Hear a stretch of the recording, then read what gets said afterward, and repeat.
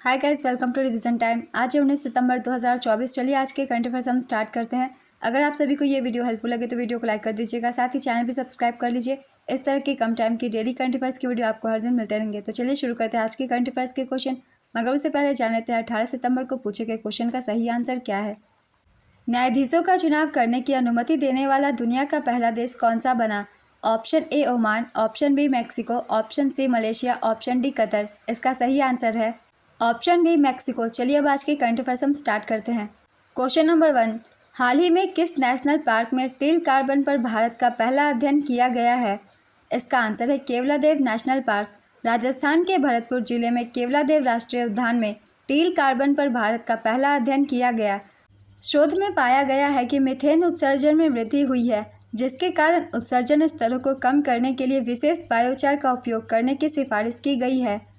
इस पायलट परियोजना का उद्देश्य जलवायु परिवर्तन चुनौतियों से निपटने के लिए प्रकृति आधारित समाधान विकसित करना है।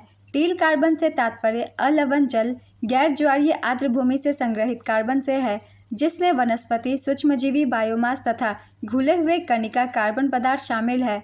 नेक्स्ट क्वेश्चन, उत्तर प्रदेश के सीएम योगी आदित्यनाथ ने जटायु संरक्षण और प्रजनन केंद्र का उद्घाटन कहाँ किया है? इसका आंसर है महाराजगंज। उत्तर प्रदेश के सीएम योगी आदित्यनाथ ने जटायु संरक्षण और प्रजनन केंद्र का उद्घाटन किया है। इसकी स्थापना महाराजगंज जिले में कैंपियरगंज रेंज में की गई है। यह एशियन किंग गिद्ध या लाल सिर वाले गिद्ध प्रजाति के लिए दुनिया का पहला संरक्षण और प्रजनन केंद्र है। उत्तर प्रदेश वन विभाग ने बॉम्बे नेचुरल हिस्ट्री सोसाइटी के सहयोग से केंद्र की स्थापना की है। 2.8 करोड़ रुपए में निर्मित जटायु संरक्षण और प्रजनन केंद्र 1.5 हेक्टेयर भूमि में फैला हुआ है।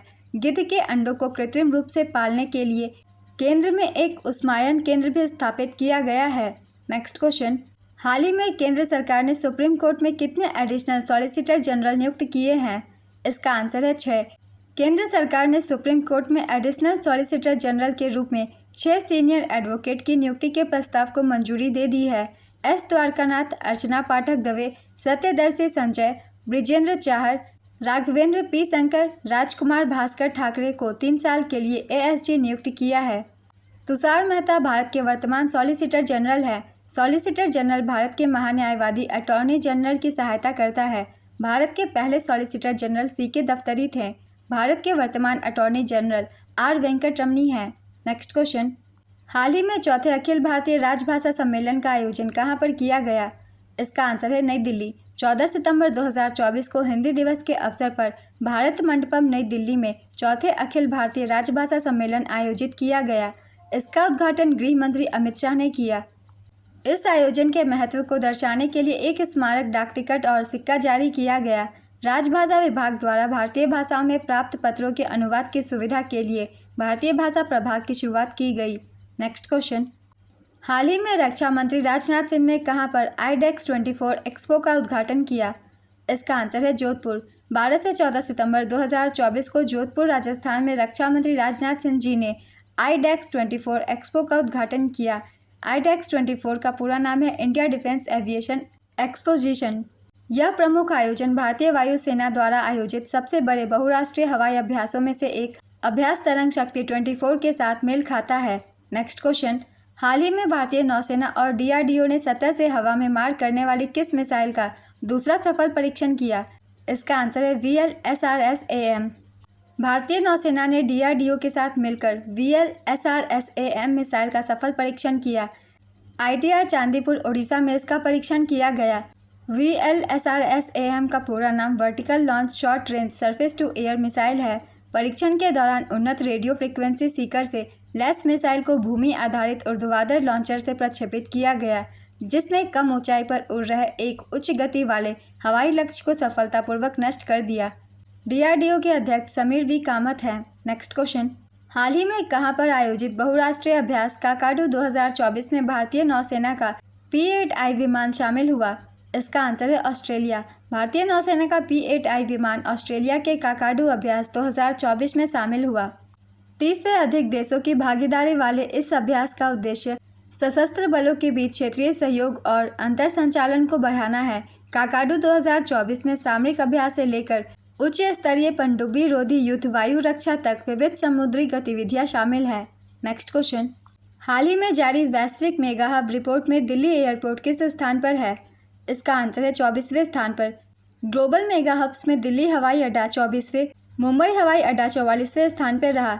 दिल्ली एयरपोर्ट मेगा हब के लिए वैश्विक स्तर पर 24वें स्थान पर है और लो कॉस्ट कैरियर संचालन के लिए 5वें स्थान पर है, जो पिछले वर्ष से बेहतर है।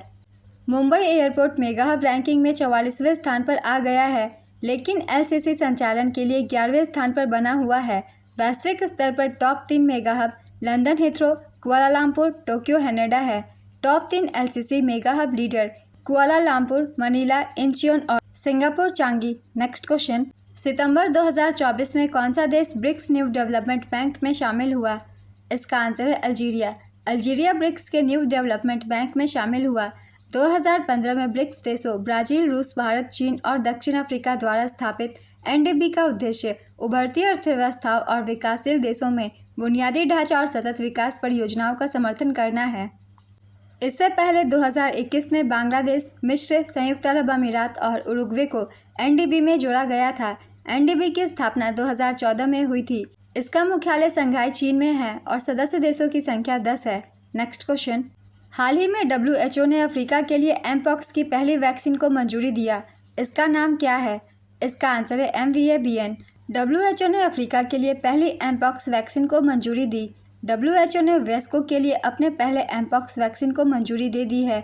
इसे बेवेरियन नॉर्डिक AS द्वारा विकसित किया गया है। वैक्सीन का नाम MVA-BN है। यह वैक्सीन GAVI और यूनिसेफ जैसे दानदाताओं द्वारा खरीद के लिए पहले से ही योग्य है। हालांकि एक ही निर्माता होने के कारण आपूर्ति सीमित है। विश्व स्वास्थ्य संगठन की स्थापना 7 अप्रैल 1948 को की गई थी। इसका मुख्यालय जिनेवा में है और महासचिव टेड्रोस एडनॉम है। नेक्स्ट क्वेश्चन, सितंबर 2024 में अल्जीरिया में भारत का राजदूत किसे नियुक्त किया गया? इसका आंसर है स्वाति विजय कुलकर्णी। स्वाति विजय कुलकर्णी को अल्जीरिया में भारत की राजदूत नियुक्त किया गया। स्वाति विजय कुलकर्णी 1995 बैच के भारतीय विदेश सेवा अधिकारी हैं। वह वर्तमान में विदेश मंत्रालय में अतिरिक्त सचिव के पद पर कार्यरत हैं।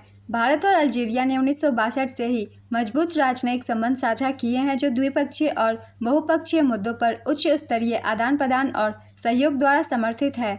अल्जीरिया की राजधानी अल्जीरियर्स, मुद्रा अल्जीरियाई दिनार और राष्ट्रपति अब्देलमजीद तेबोन है। आज के करंट अफेयर्स के क्वेश्चन कंप्लीट होते हैं फ्रेंड्स। चलिए अब आज का क्वेश्चन देखते हैं क्या है।